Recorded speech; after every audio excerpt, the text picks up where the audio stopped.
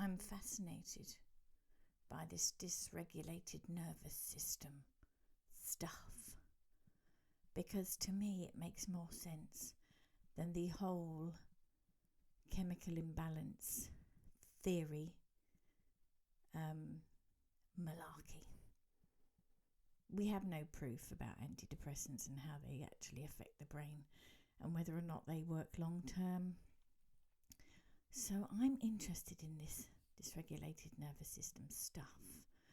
It actually makes a lot of sense, and I know I am the type of person that I research, I read a lot about stuff, and then I sort of apply it to me and go, oh yeah, that makes sense now. A bit like when I found out about hormones and HRT.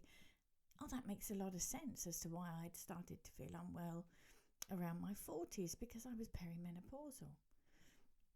So why I'm interested in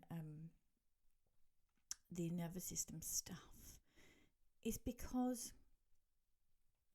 I've always talked about stress as being like the revometer on a car. I know we don't have dials and levers anymore, it's all digital.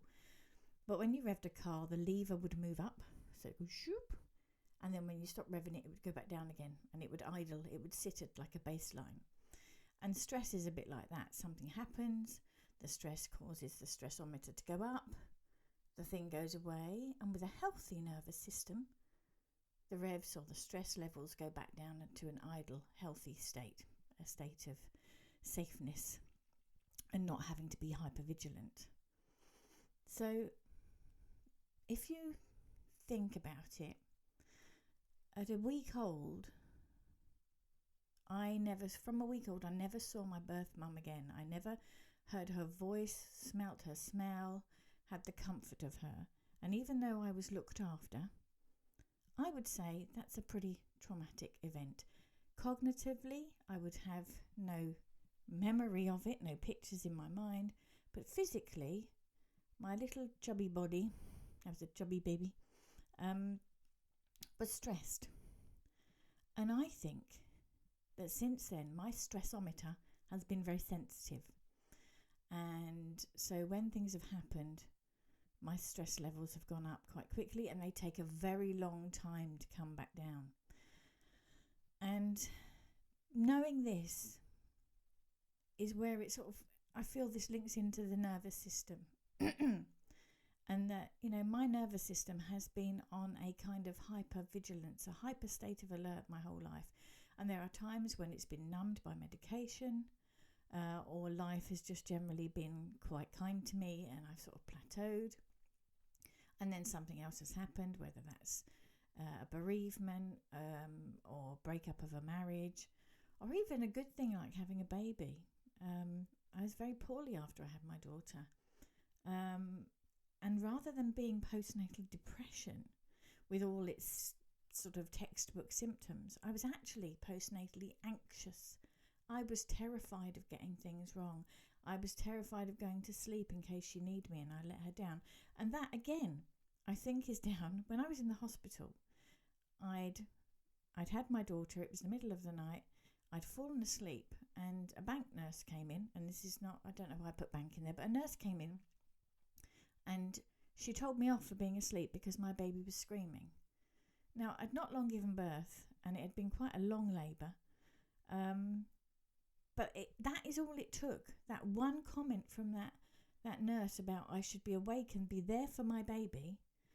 I then struggled to sleep from that night on, because in case my baby needed me, and I know all mums become aware of their baby's breathing and everything, the amygdala apparently changes, the functions in the brain become more sensitive so that we are more alert to a change in their breathing and stuff like that.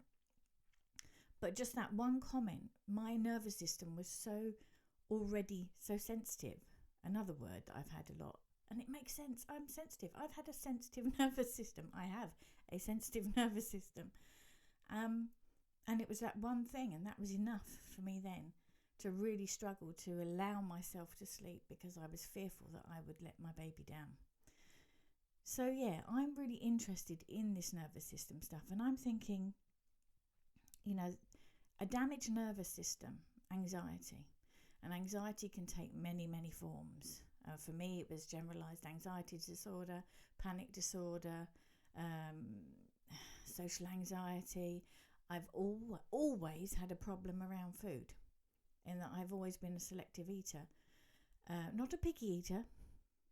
I didn't choose to be picky. I just am picky. But I've found many ways to adapt and deal with that.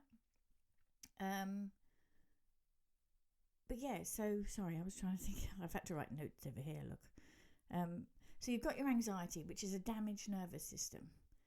Then after a period of time, you get exhaustion.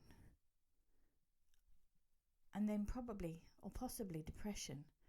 Does it go in that order? Could it go in that order? Is that what it is? A damaged nervous system?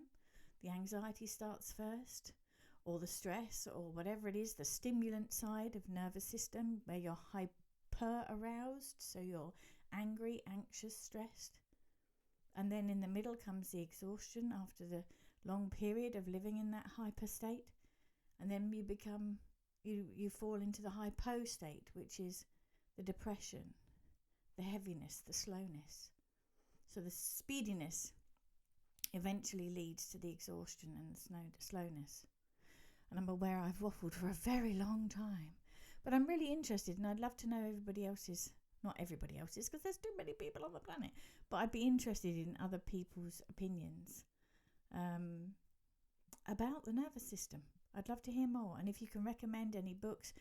Right now I can only sort of deal with something really sort of simple, so a very basic guide to this nervous system working, how it all works and whatnot would be brilliant. And if you've got this far, thank you so much for listening. Take care of yourselves.